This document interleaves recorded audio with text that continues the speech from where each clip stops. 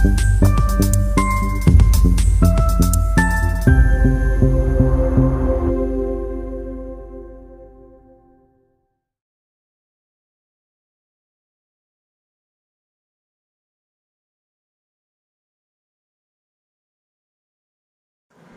teman-temanku, puji Tuhan. Dalam kesempatan ini kita akan menyaksikan ulasan ataupun pendapat dari seorang pendeta terkait orang-orang ataupun bangsa-bangsa yang membenci orang Israel.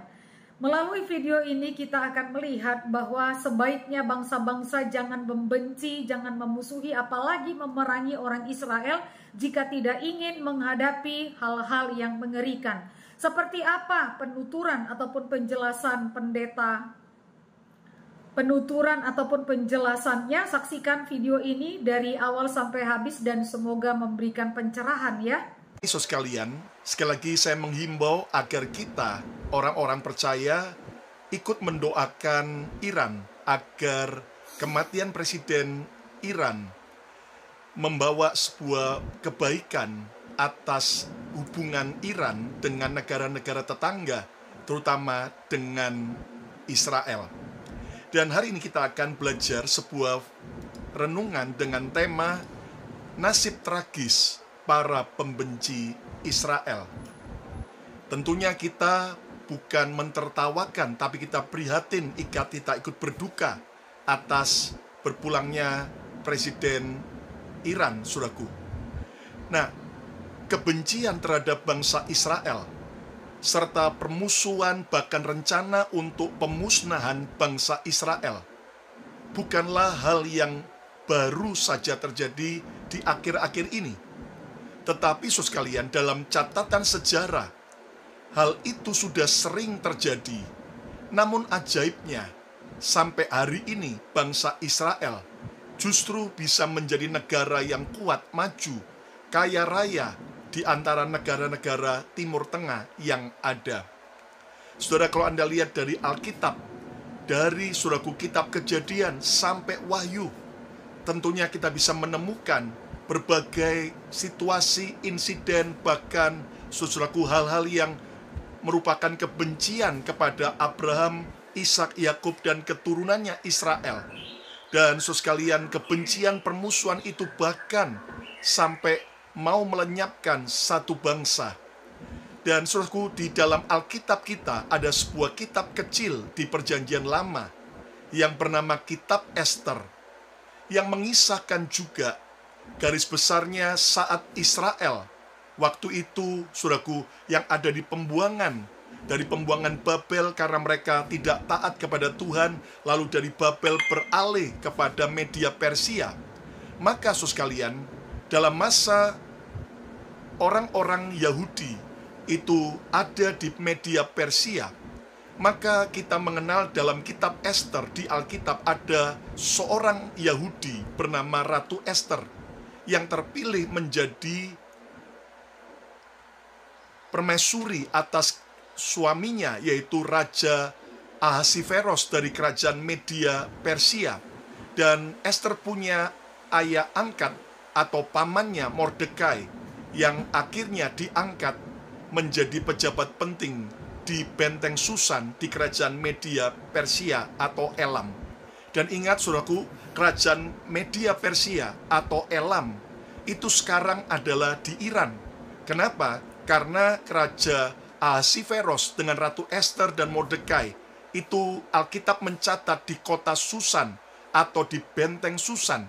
Nah, kota Susan adalah kota benteng kuno di wilayah bangsa Elam, Kekaisaran Persia dan Patria yang sekarang menjadi negara Iran. Kota Susan terletak di kaki gunung Sakos, kira-kira 250 km sebelah timur sungai Tigris, di antara sungai Karkeh. Puing-puing dari kota benteng Susan terletak di dekat sungai Karun atau Ulai, sebelah tenggara Persia atau Iran yang sekarang ini kita kenal. Namun saudara sekalian, rencana daripada pembunuhan, pembantaian orang Yahudi pada zaman Ratu Ester yang sudah diundang-undangkan oleh raja atas hasutan, usulan, dan bujukan daripada seorang, saudaraku, dari bangsa Amalek, yaitu pejabat penting waktu itu bernama, saudaraku, yaitu Haman, saudaraku. Nah, namun atas pertolongan Tuhan yang ajaib, hari yang ditentukan oleh Haman untuk membantai orang Yahudi, yaitu tanggal 13 bulan Adar, justru dibalik Tuhan menjadi hari kemenangan bagi bangsa Yahudi.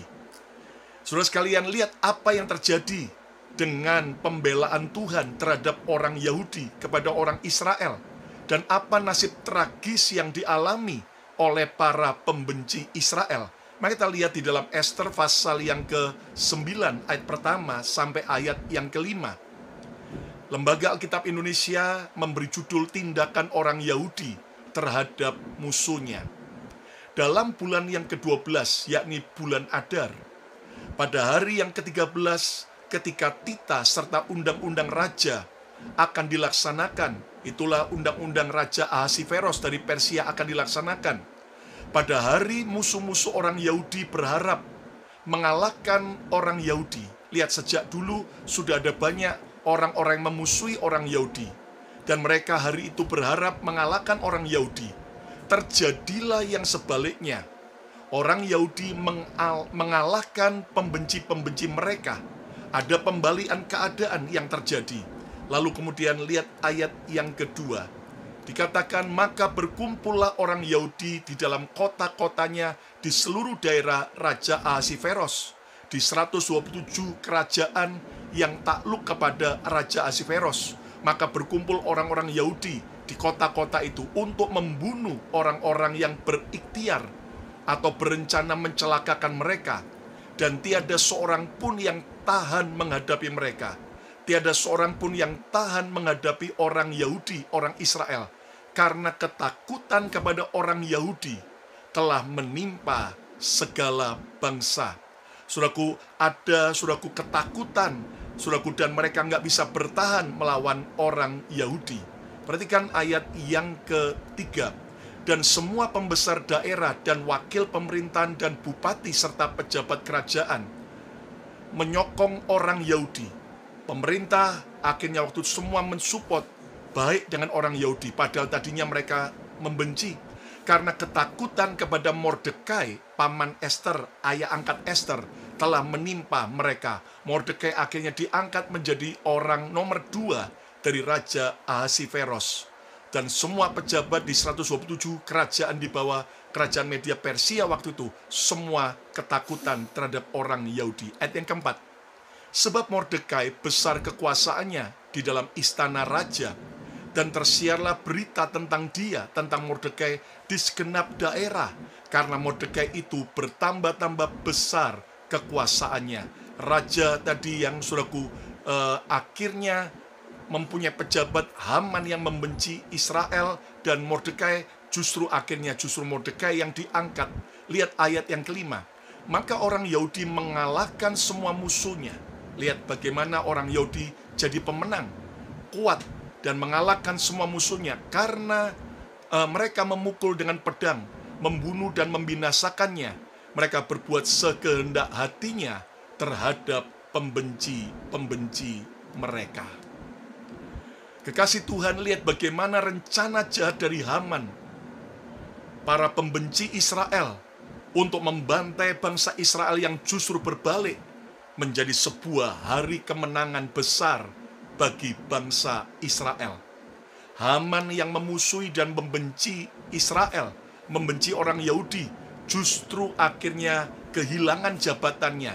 Dia kehilangan rumahnya, kekayaannya, bahkan dia mati digantung di tiang gantungan yang Haman sendiri bangun di rumahnya, yang direncana untuk menggantung Mordekai, orang Yahudi, paman Ester ini. Lihat bagaimana, saudaraku, akhirnya semua kedudukan dan kekayaan Haman justru diberikan oleh Raja Ahasiveros kepada Mordekai, orang Yahudi, paman Ester ini. Saudaraku, lihat bagaimana campur tangan Tuhan kepada para pembenci Israel, sehingga nasib tragis itu terjadi. Saudaraku, kenapa? Karena bagaimanapun juga, saudaraku, Tuhan sudah memberikan janji melindungi bangsa Israel dan keturunannya. Lihat bagaimana nasib tragis dialami oleh para pembenci Israel karena campur tangan Tuhan. Itu sebabnya saya mendorong setiap saudara yang menyaksikan program ini. Kita sekali lagi saudaraku tidak mau terlibat dalam politik. Kita mau ada perdamaian, kita mau perang segera berhenti. Tetapi saudara sekalian, jangan ikut membenci apalagi memusuhi dan mengutuki Israel. Kenapa? Karena itu membahayakan hidup kita, keluarga kita, dan masa depan kita sendiri. Kalau ada orang berkata, nggak percaya, ya sudah, coba saja, jalani saja. Nah, bagaimana nasib para pembenci Israel? Kita sudah membaca tadi, saudaraku, bagaimana mereka mengalami ketakutan yang besar. Bukan karena hebatnya Israel, tetapi karena Tuhan Allah Israel, Tuhan Yahweh, Adonai, itu menyertai Israel. Bahkan, saudara sekalian, nasib para pembenci Israel, mereka mengalami kekalahan yang besar, dan bahkan mengalami kematian yang tragis. Saudara sekalian, selagi saya menghimbau agar kita tidak pernah berpesta atau mensyukur-syukurkan orang-orang yang memusuhi Israel yang akhirnya mati secara tragis. Kita justru berduka dan kita berdoa supaya itu menjadi sebuah contoh agar kita tidak lagi sembrono dalam bersikap terhadap Israel. Lihat bagaimana, saudara sekalian, Haman itu akhirnya mati digantung di tiang gantungan dan dia kehilangan semua kekayaan dan jabatannya. Lihat juga, saudara sekalian, bagaimana Firaun, Raja Mesir yang membenci dan mau membunuh bangsa Israel yang dipimpin oleh Nabi Musa keluar dari Mesir menuju tanah perjanjian. Akhirnya, saudara sekalian, Firaun justru mati tenggelam di Laut Merah bersama dengan para tentaranya. Nasib tragis seorang raja mati tenggelam di Laut Merah. Lihat juga, saudara sekalian, bagaimana para musuh-musuh Israel, baik termasuk bangsa Filistin di Alkitab, bahkan juga di dalam dunia modern, bagaimana, saudara sekalian, Adolf Hitler, pemimpin Nazi Jerman, saudaraku, yang akhirnya telah membantai jutaan orang Yahudi dengan sebuah peristiwa Holocaust yang memilukan. Dan ternyata Adolf Hitler, pemimpin Nazi, akhirnya kalah dalam Perang Dunia yang kedua. Bahkan dia mati bunuh diri dengan dia juga menembak saudaraku kekasihnya. Dan lihat bagaimana itu sesuatu yang tragis. Bagaimana seorang pemimpin bangsa yang besar akhirnya mati bunuh diri. Saudara sekalian, kita lihat juga dalam perang, saudaraku, yang terjadi di mana Yordan pernah menyerang Israel setelah Israel merdeka. Bahkan juga perang, saudaraku, Mesir dan juga negara-negara Arab, baik itu Yom Kippur maupun perang 6 hari, saudaraku. Dan justru mereka mengalami kekalahan. Dan kita sudah menyaksikan betapa banyak hal-hal yang menjadi mujizat. Bagaimana informasi-informasi yang salah akhirnya diterima oleh pihak saudaraku sekutu yang memusuhi Israel.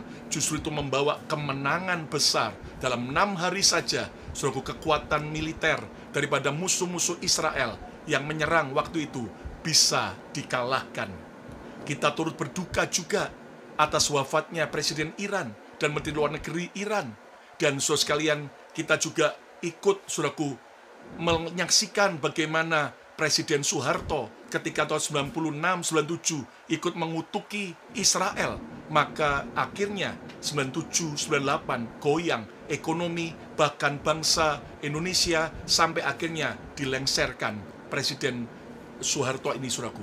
Dan kita juga tahu bagaimana ada calon presiden yang gara-gara memboikot, saudaraku, sebuah tim sepak bola Israel tidak bisa main di Indonesia, dan akibatnya kalah juga dalam Pilpres. Saudara sekalian, sekali lagi, kita tidak pernah mensyukur-syukurkan, tetapi justru itu menjadi sebuah pelajaran, dan kita memberkati supaya orang-orang yang membenci dan memusuhi Israel boleh tercelik matanya, dan akhirnya bisa mempunyai sikap yang bijaksana. Ayo yang mau coba ketik katakan, saya mau berdoa bagi para pembenci Israel.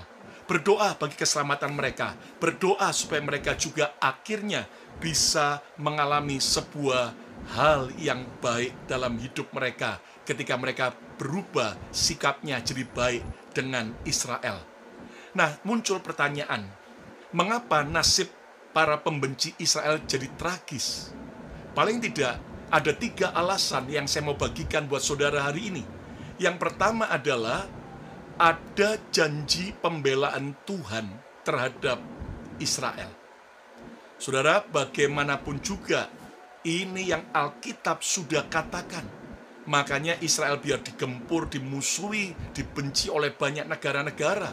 Tetapi tetap, saudaraku, para pembenci Israel bernasib tragis. Kenapa? Yang pertama, karena ada janji pembelaan Tuhan terhadap Israel. Lihat janji Tuhan kepada Israel, Yesaya 54 ayat 17. Setiap senjata yang ditempa terhadap engkau, setiap senjata yang ditujukan kepada Yakub dan keturunannya, yaitu keturunan Israel, terhadap engkau tidak akan berhasil. Dan setiap orang yang melontarkan tuduhan melawan engkau dalam pengadilan, akan engkau buktikan salah. Inilah menjadi bagian hamba-hamba Tuhan, dan kebenaran yang akan mereka terima daripadaku. Demikianlah firman Tuhan. Lihat bagaimana Tuhan berjanji, setiap senjata yang ditempa, yang ditujukan, bahkan juga fitnaan-fitnaan terhadap Israel, itu tidak akan berhasil. Saudara sekalian, bahkan saudaraku, Israel akhirnya akan melihat bagaimana benar-benar kebenaran itu akan muncul. Dan itulah janji pembelaan Tuhan terhadap bangsa Israel. Saudaraku, tentunya Israel tidak sempurna. Saya tahu kita bisa melihat ada banyak bukti-bukti juga, saudaraku, kejahatan Hamas, tapi juga ada kesalahan dari pihak Israel. Namun kita belajar bagaimanapun juga, hati-hati, jangan sampai kita ikut membenci, memusuhi, apalagi mengutuki, karena ada janji pembelaan Tuhan terhadap Israel. Ayo coba katakan, ada janji pembelaan Tuhan. Nah, saudara sekalian, ingat bahwa Tuhan itu adalah Tuhan pemegang janji. Ada janji yang ternyata untuk jangka pendek, tetapi ada janji yang kekal. Dan Alkitab berkata kepada Abraham, kepada Yakub dan Ishak, ada perjanjian kekal di mana Tuhan akan menjadi pembela atas bangsa Israel.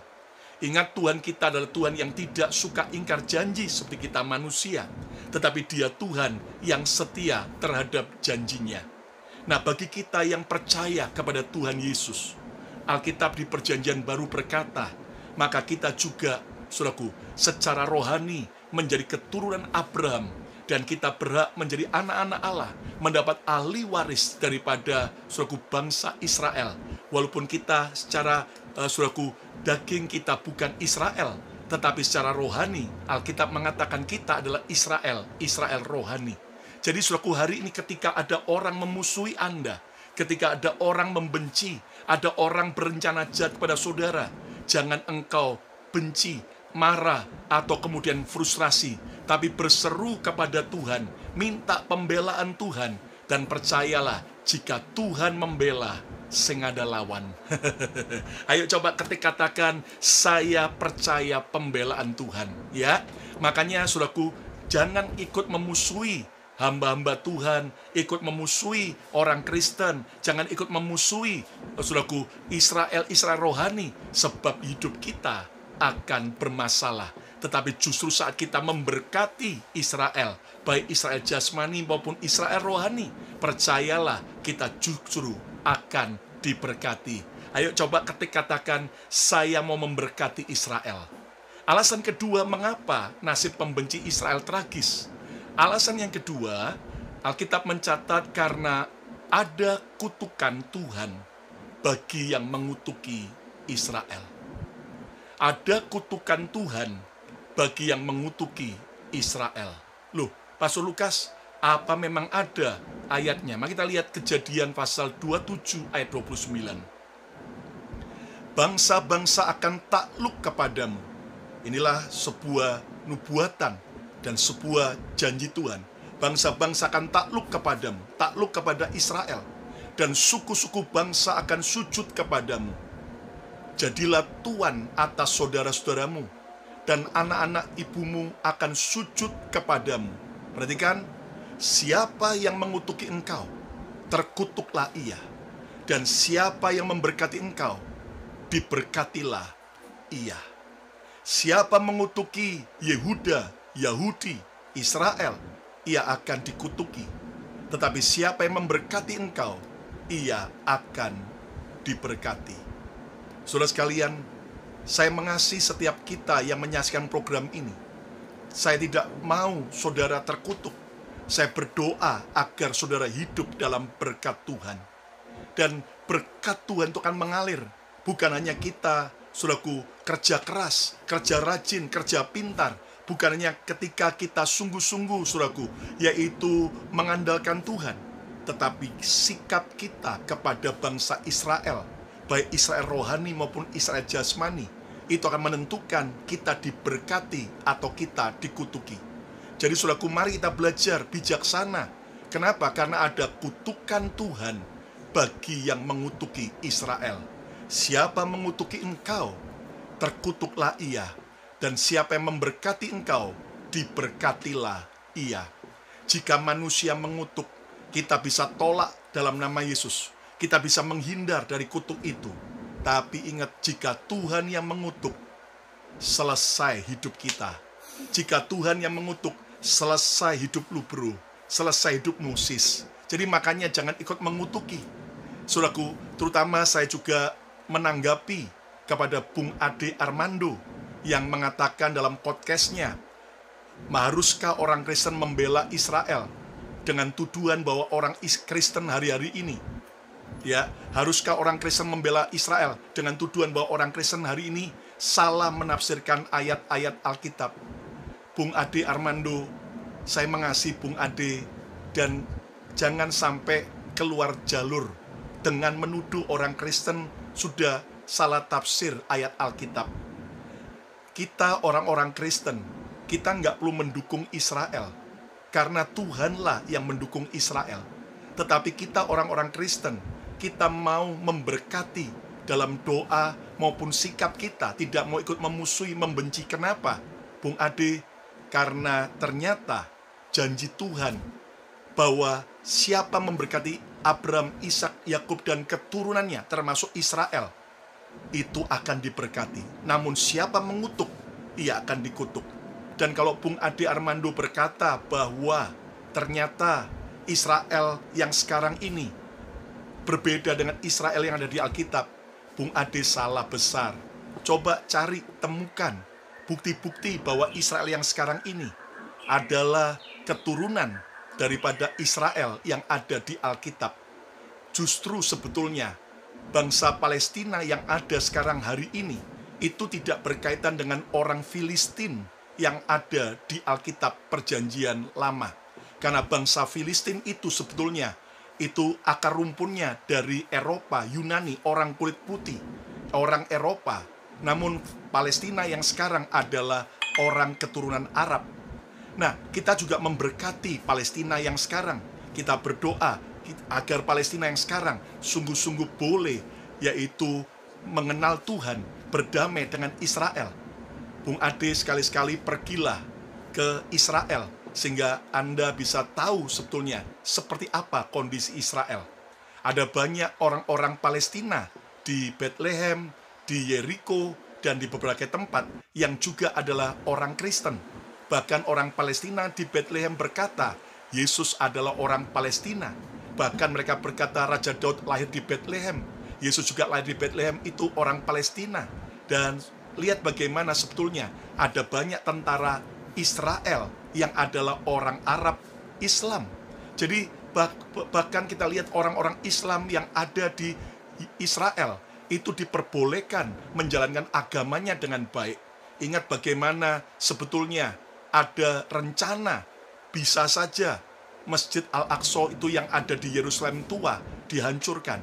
Tetapi justru Israel melindungi masjid itu, tidak mau itu dihancurkan. Dan lihat bagaimana sebetulnya ya, yang dituduhkan itu hal yang keliru. Kenapa? Karena bangsa Israel yang sekarang ini, selain mereka berasal dari keturunan daripada nenek moyang mereka, orang Israel yang ada di Alkitab, tetapi coba lihat, adakah bangsa lain di dunia ini yang sampai sekarang masih menggunakan, memegang teguh Taurat Musa sebagai agama mereka, sebagai kepercayaan mereka, sebagai dasar mereka membangun ekonomi, membangun negara, dalam value, dalam keseharian, dan mereka menjalankan Taurat. Dan tentunya tidak ada negara lain yang menggunakan bahasa Ibrani, bahasa asli orang Israel di Perjanjian Lama. Dan lihat bahwa bagaimana hari ini orang-orang Israel menggunakan bahasa Ibrani sebagai bahasa sehari-hari mereka. Jadi saran saya, Bung Ade Armando, biar Anda makin bijaksana dan jangan salah mengerti dengan orang Kristen. Kita orang Kristen juga tidak suka perang, kita mau damai, tetapi bagaimanapun juga kita tidak mau mengutuki Israel, tetapi justru memberkati Israel, sebab ada kutukan Tuhan atas orang yang mengutuki Israel. Kenapa? Ibarat bumerang, ketika dilemparkan, bumerang dilempar ke orang, maka bumerang itu suatu hari akan muter balik kepada kita yang melepas. Hati-hati, saudaraku, seperti suara gema di pegunungan, ketika kita berkata berkat, maka kita mendengar sebuah gema berkat, berkat, berkat, berkat. Tetapi kalau kita mengucapkan kutuk, maka kita akan mendengar gema kutuk, kutuk, dan itu akan kembali pada kita. Dan sudah banyak contoh-contoh nasib tragis yang dialami oleh orang-orang yang membenci Israel. Jadi mari hari ini, saudaraku, kita belajar kenapa kita perlu baik dan memberkati Israel. Walaupun mereka punya kekurangan, punya banyak daftar kesalahan, dan kita orang-orang Kristen tahu, orang-orang Kristen yang ada di Israel ada yang dibully. Dan itu bukan cuman orang Kristen yang ada di Israel, orang Muslim yang ada di Israel juga sering dibully oleh orang-orang Yahudi. Tetapi justru kita orang Kristen adalah pengampun. Justru kita mendoakan supaya orang Yahudi percaya Yesus sebagai Tuhan dan Juru Selamat. Dan hari ini orang Yahudi mesianik, orang Yahudi secara garis keturunan yang sudah percaya Yesus sudah makin bertambah. Dan tetap Alkitab mengatakan bahwa akan makin banyak orang Yahudi yang bertekuk lutut dan mengaku Yesus sebagai Tuhan dan Juru Selamat. Walaupun kita orang Kristen diludahi waktu lewati jalan salib di Via Dolorosa di kota tua Yerusalem, kita tidak mengutuki mereka yang meludahi kami, tapi justru kita memberkati karena mereka pasti satu hari akan berurusan dengan Tuhan. Dan kita percaya, saudaraku, bahwa sampai hari ini Tuhan yang kita sembah Tuhan yang hidup. Ayo yang percaya coba ketik katakan Tuhanku hidup, ya. Yang ketiga, mengapa nasib pembenci Israel itu tragis? Yang ketiga, karena mereka akan berurusan langsung dengan Tuhan penjaga Israel. Wah, kalau orang berurusan dengan manusia, kita bisa mencari yang lebih tinggi kedudukannya untuk menolong kita. Tapi kalau kita berurusan langsung dengan Tuhan penjaga Israel, wah, hidup kita dalam masalah besar. Lihat Mazmur 121 ayat 4. Sesungguhnya tidak terlelap dan tidak tertidur penjaga Israel. Jelas kalau kita baca, itulah Tuhan, Allah yang disembah oleh Israel, yang kita kenal sekarang dalam nama Tuhan Yesus. Dikatakan sesungguhnya tidak terlelap dan tidak tertidur penjaga Israel. Semua intelijen dunia, Mossad, CIA, ya, FBI dan sebagainya, suatu saat orangnya bisa capek tidur, bisa lengah.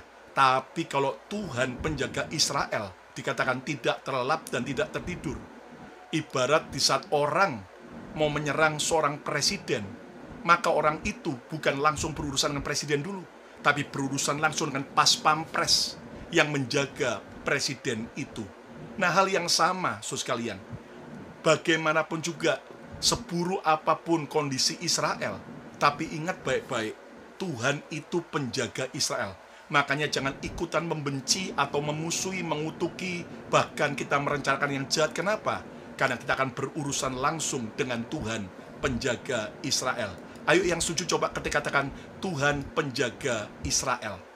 Dan bagi kita, Israel rohani, percayalah, ketika kita dianiaya, dipersekusi, bahkan ada yang dilarang untuk ibadah, berseru kepada Yesus.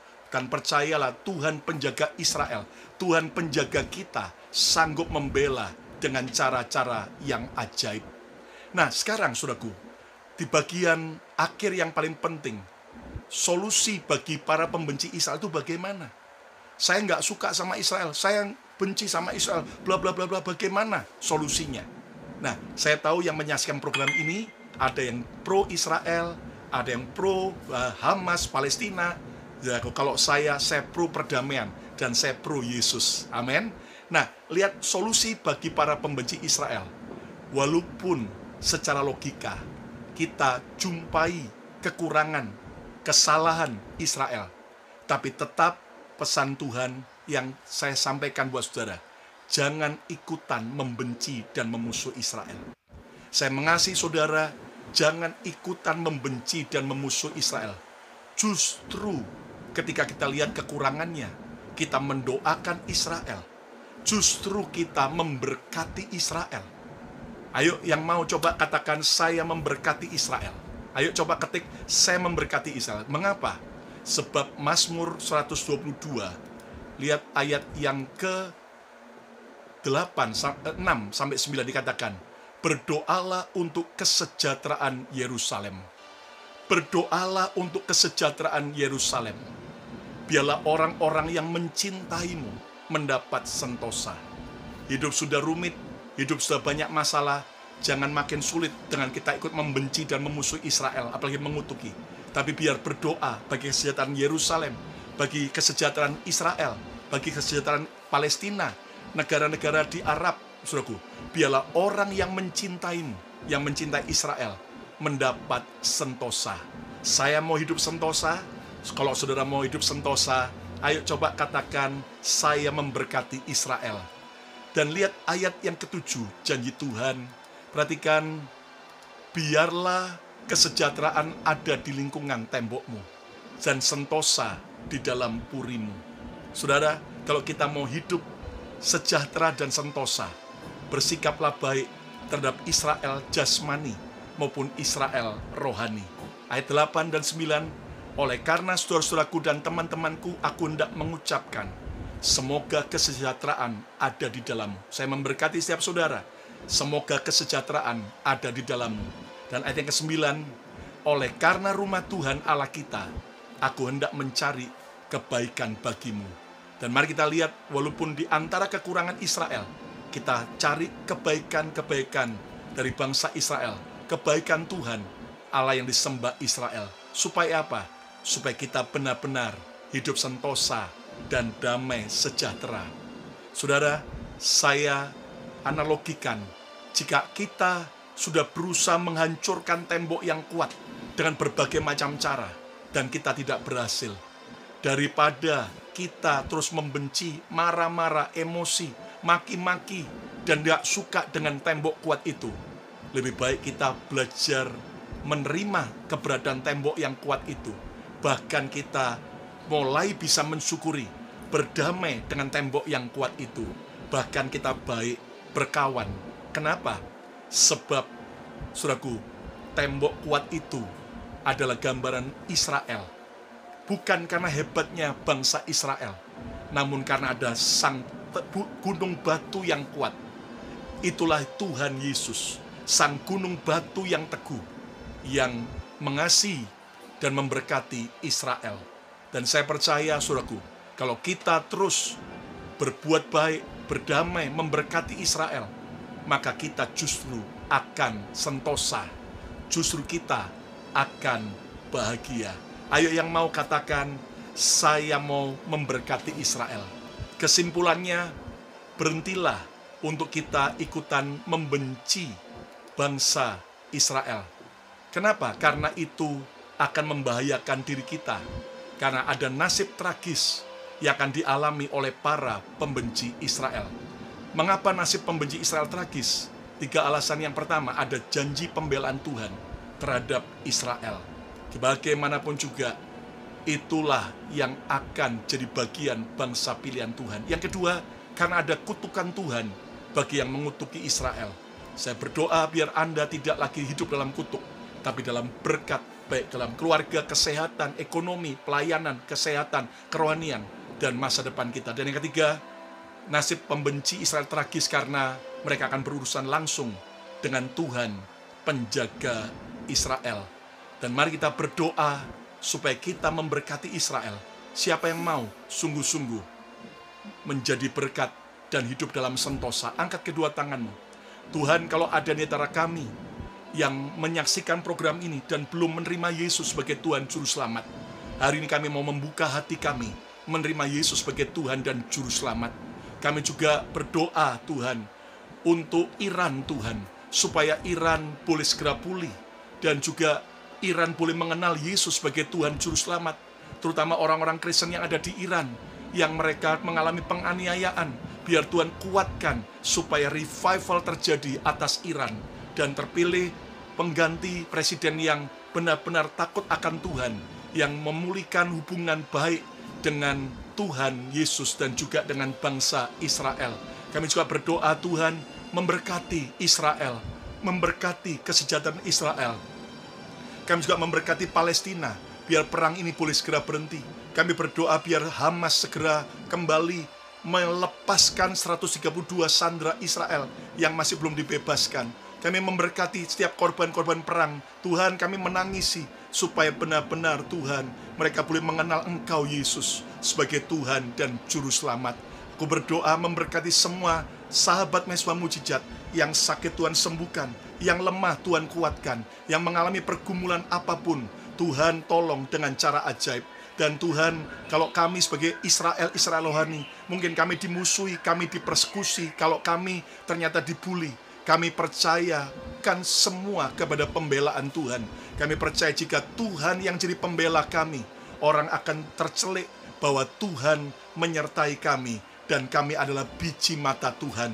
Berkati semua sahabat Mesbah Mujizat. Sekali lagi kami berdoa memberkati Indonesia, memberkati Amerika, bangsa-bangsa dimanapun kami berada. Biar shalom Tuhan, berkat Tuhan, damai Tuhan menyertai. Sekarang saya kasih Tuhan, terimalah berkat yang terbaik, berkat Bapa, Putra, dan Roh Kudus. Berkat di dalam nama Yesus Tuhan, boleh turun menyertai saudara, memberkati saudara mulai hari ini, bahkan sampai selama-lamanya.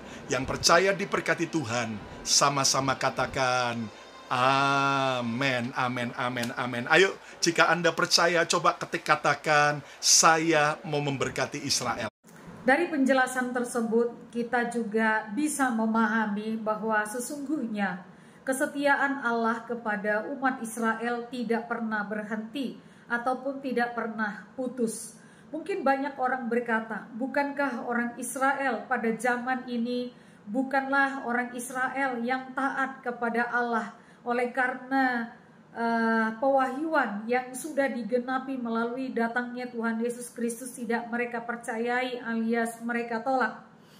Teman-temanku, betul bahwa orang Israel mereka tidak mempercayai bahwa Tuhan Yesus yang lahir ke dalam dunia ini merupakan Mesias yang dinantikan dan yang dinubuatkan sejak dari perjanjian lama. Namun teman-teman harus memahami serta menyadari bahwa kesetiaan Allah tidak pernah bisa dipatahkan ataupun digagalkan oleh ketidaksetiaan manusia. Kesetiaan Allah akan terus berlangsung dan terus akan ada dari dahulu, sekarang, dan sampai selama-lamanya. Oleh karena kasih setia Allah tidak akan pernah berkesudahan terhadap setiap umat yang dikasihinya.